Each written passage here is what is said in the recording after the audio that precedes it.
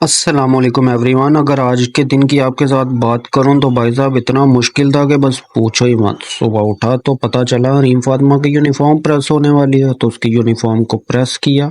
اس کے بعد اپنے کپڑے لینے کے لیے میں الماری کی طرف گیا تو وہ بھائی صاحب الماری نہیں، کباڑ خانہ زیادہ تھا۔ خیر آپ کے بھائی نے اپنے کپڑے تو مشکل سے ڈھونڈ لیے، باہر نکلا تو ریم فاطمہ بڑے غصے کے ساتھ تیار ہو کر میرا انتظار کر رہی تھی۔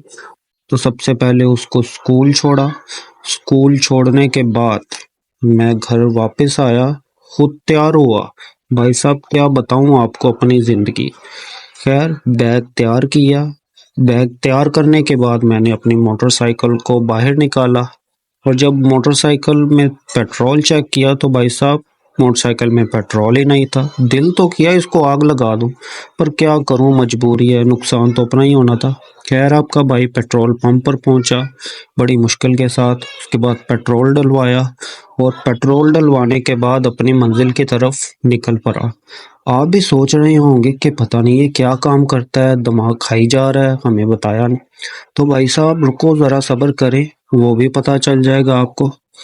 خیر ہم نکل پڑے۔ لاہور کی ٹریفک کا تو آپ کو اندازہ ہی ہے کہ کتنی زیادہ ہوتی ہے۔ آخر کار ہم اپنی منزل کے قریب پہنچ ہی گئے۔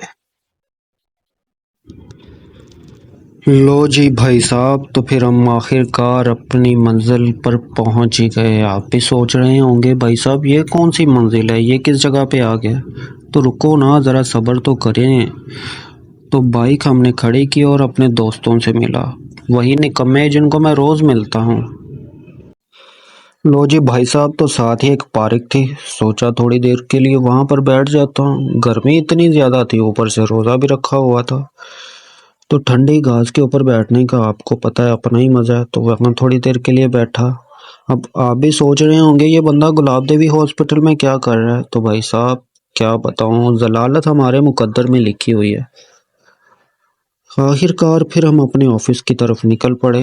اب آپ بھی سوچ رہے ہوں گے یہ بندہ عقل سے پیدل چل لگتا ہے، اب کون سے آفس میں یہ جا رہا ہے، تو بھائی صاحب خود ہی دیکھ لو نا، ہر بات میں نے تو بتانی نہیں ہوتی۔ آخر کار میں اپنے آفس پہنچ گیا، ٹھیک ہے، وہاں پر میں نے اپنی بائک لگائی، بائک لگا کر اندر گیا۔ کرنا کرانا تو بھائی صاحب ادھر کچھ ہوتا نہیں ہے، بیٹھنا تو ہم نے فری ہوتا ہے، پر آنا بھی بہت ضروری ہوتا ہے۔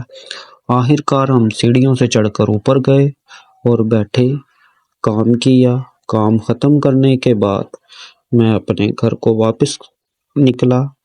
گھر واپس نکلتے دیکھا تو لاہور کی ٹریفک، پھر وہی برا حال، ٹریفک بلاک تھی۔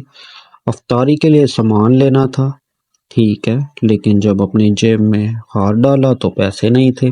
اے ٹی ایم میں گیا، وہاں سے پیسے نکلوائے۔ پیسے نکلوانے کے بعد بھائی صاحب آپ کے بھائی نے افطاری کا سامان خریدا اور پھر اپنے گھر کو نکل پڑا۔ ملیں گے اب انشاءاللہ اگلے ولاگ میں، اپنا خیال رکھیے گا، اللہ حافظ۔